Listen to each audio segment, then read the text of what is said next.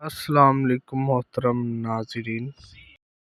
سیدہ عائشہ رضی اللہ عنہا روایت کرتی ہیں، جب آسمان پر بادلوں کی صورت میں بارش کے آثار ظاہر ہوتے تو رسول اللہ صلی اللہ علیہ وآلہ وسلم کا رنگ تبدیل ہو جایا کرتا۔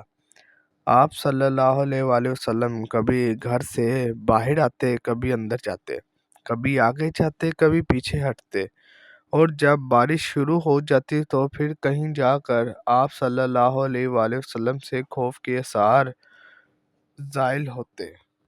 سیدہ عائشہ رضی اللہ عنہا فرماتی ہیں کہ میں نے آپ صلی اللہ علیہ وآلہ وسلم سے پوچھا کہ لوگ جب بادل دیکھتے ہیں تو بارش کی امید سے خوش ہوتے ہیں، جبکہ آپ صلی اللہ علیہ وسلم پریشان ہو جاتے ہیں، تو آپ صلی اللہ علیہ وسلم نے ارشاد فرمایا، اے عائشہ، اس بات کی کیا ضمانت ہے کہ ان بادلوں میں عذاب نہیں ہوگا؟ جیسا کہ قوم عاد نے جب عذاب کو بادل کی صورت میں اپنے میدانوں کے سامنے آتے دیکھا تو کہنے لگے، یہ بادل ہے جو ہم پر برسے گا، لیکن بادلوں سے آگ نکلی اور وہ ہلاک ہو گئے۔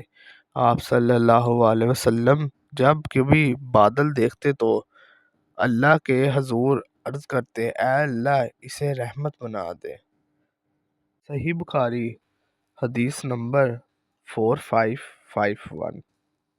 سیدنا عمر بن خطاب رضی اللہ عنہ روایت کرتے ہیں کہ رسول اللہ صلی اللہ علیہ وآلہ وسلم نے ارشاد فرمایا، میری شان کو اس طرح مت بڑھا دینا جیسا کہ نصار نے عیسیٰ بن مریم کو تعریف میں مبالغہ کرتے ہوئے انہیں ان کے مقام سے ہی بڑھا دیا تھا۔ میں تو اس کا بندہ ہوں، بس مجھے اللہ عز و جل کا بندہ اور اس کا رسول صلی اللہ علیہ وسلم ہی کہنا۔ صحیح بخاری، حدیث نمبر 3445۔ شکریہ۔ ویڈیو اچھی لگی ہو تو چینل کو سبسکرائب، ویڈیو کو لائک اور شیئر ضرور کیجیے گا۔ ہمیشہ سلامت رہیں۔ شکریہ۔